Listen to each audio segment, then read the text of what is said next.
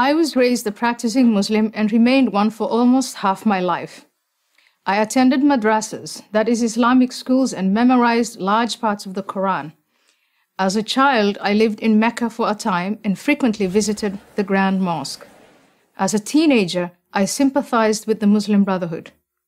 At 22, while my family was living in Kenya, my father arranged my marriage to a member of our family clan, a man that I had never met.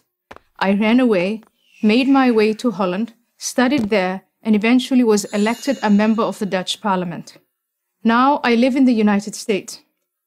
In short, I have seen Islam from the inside and the outside. I believe that a reform of Islam is necessary and possible, and only Muslims can make that reform a reality. But we in the West cannot remain on the sidelines as though the outcome of this struggle has nothing to do with us. If the jihadists win and the hope for a reformed Islam dies, the rest of the world will pay a terrible price. The terror attacks in New York, London, Madrid, Paris, and many other places are only a preview for what's to come.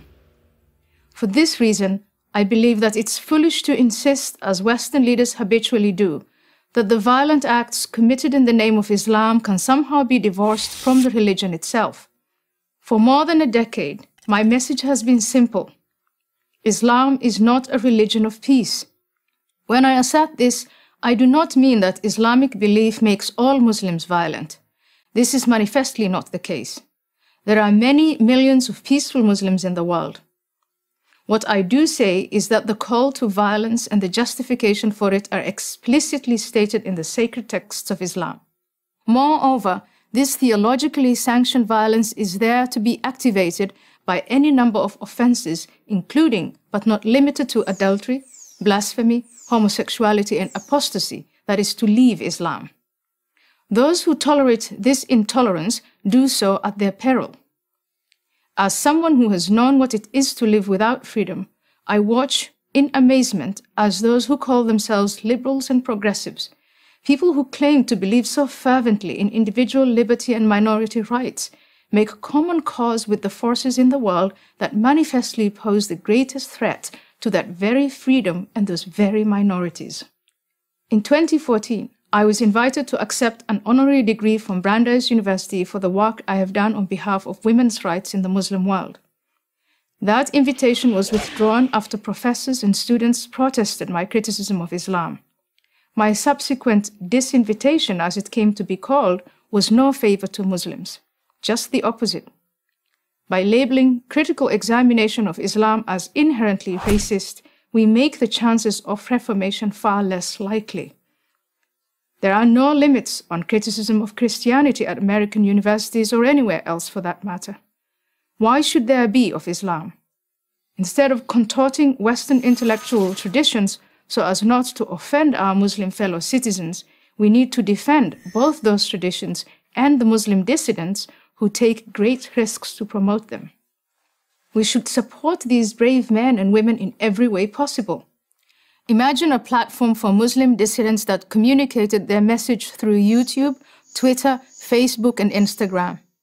These are the Muslims we should be supporting for our sake as much as for the sake of Islam. In the Cold War, the West celebrated dissidents such as Alexander Solzhenitsyn, Andrei Sakharov, and Václav Havel, who had the courage to challenge the Soviet system from within. Today, there are many dissidents who challenge Islam, but the West either ignores them or dismisses them as not representative. This is a grave mistake. Reformers such as Tawfiq Hamid, Asra Nomani, and Zuhid Jasser, and many others must be supported and protected. They should be as well known as Solzhenitsyn, Sakharov, and Havel were in the 1980s. If we do in fact support political, social, and religious freedom, then we cannot in good conscience give Islam a free pass on the grounds of multicultural sensitivity.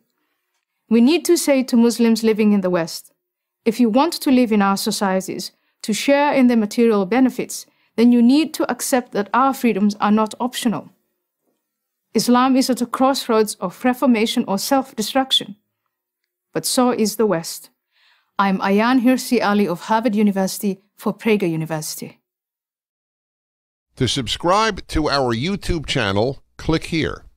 To help keep our videos free, donate here.